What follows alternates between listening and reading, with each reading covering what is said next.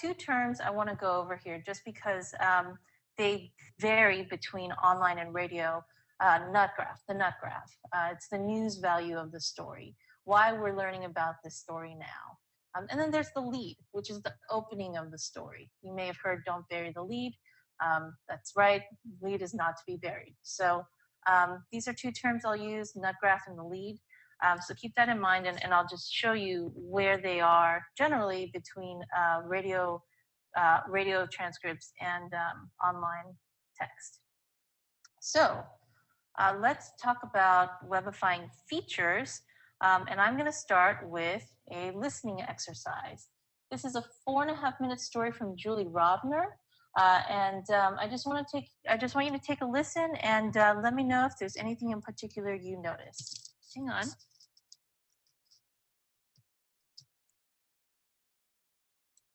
Most people over 50 think they're likely to be healthier and more active in retirement than their parents were.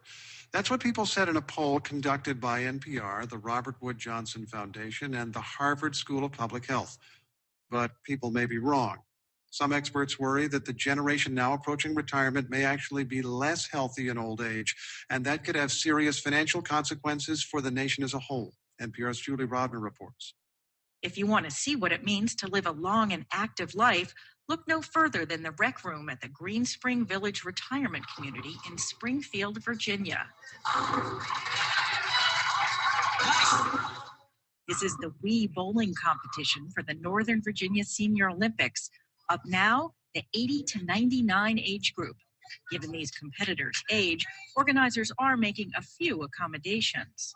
Can we hold on to a chair or something? You can hold a chair if you want to. I can set that chair up here for you if you like. The bowler is Helen Deerdorf. She turns 90 this week. She also won a silver medal.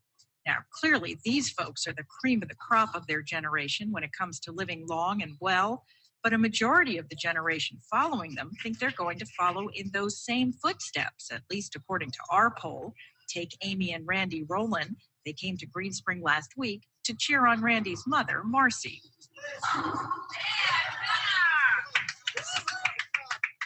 Marcy's competing in the 80 to 90 age group.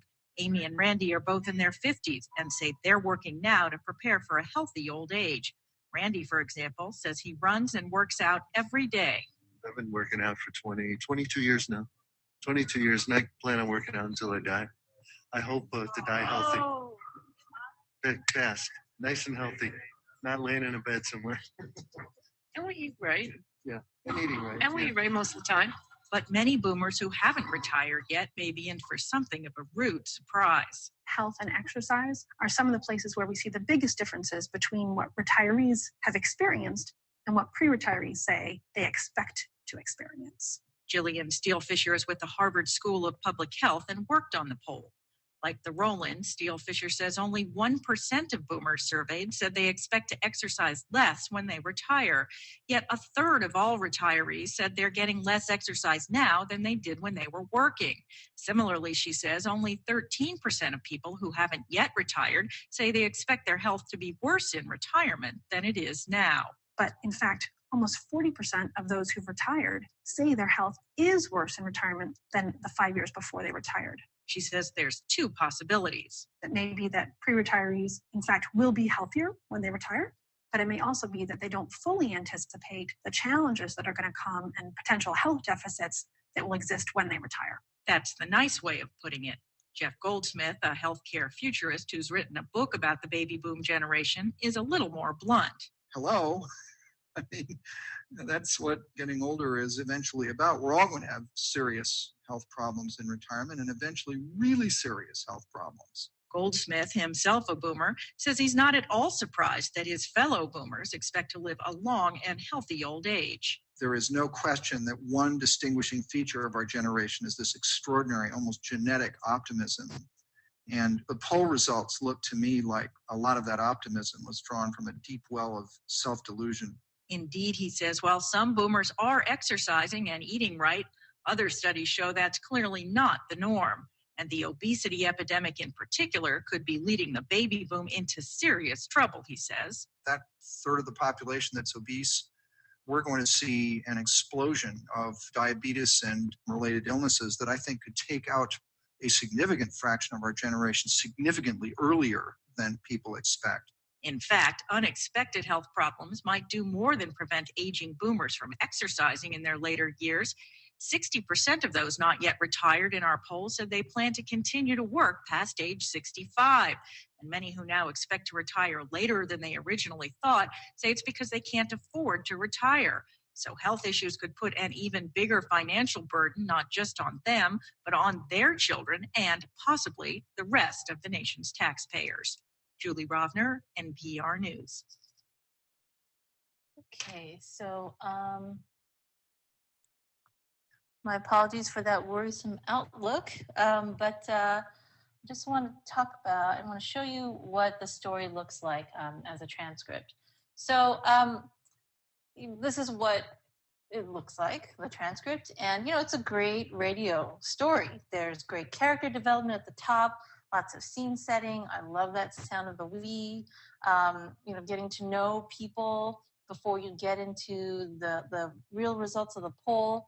There's a lot of ambi, that nice detail about the chairs. This is written for the ear. And even in Steve Inskeep's intro, you hear words like most, less, or more, which is great for radio because, I think getting into the numbers would be a bit of a challenge that early on. But the online version, it's different. You don't, if she had spent that much time going into character development, it may be a bit of a challenge to retain the online reader because looking back at this transcript, it would be tough to get through all that scene building. And I don't expect for you to be able to read this text. I just have it up here so you have an idea of what it looks like. But something like this, you don't need all that descriptive text because you have a photo. You have the seniors playing the we, and it's very simple. And so what she does also that's different is that she gets to the numbers right away. I'll show you this a bit more closely in just a moment. Let's talk about the nut graph. The news value of the story, it's the poll, right? And also this gap between expectations and reality. So the web version, the nut graph is up here. It's the second paragraph. It's one sentence. It comes right away.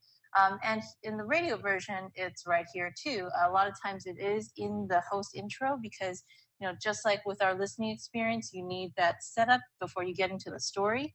And then, but the stories take a bit of a different turn here because this is not the nut graph here, but in the when we're talking about the numbers, the polls, in the web story it comes in the fourth paragraph, and then in the radio story it takes about 2.5 minutes to get to those numbers.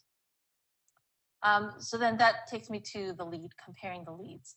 In the radio story, it starts out, both stories start out roughly the same. There's some mention of the poll and just a setup of this expectation. But the radio story goes into the video games. But then in the web version, you go straight to an expert and the numbers. So, in radio, it's very much a journey, but with online, people have that expectation of getting the facts, of wanting the numbers. And that is not to say that there's no room for characters, because we love characters in our stories.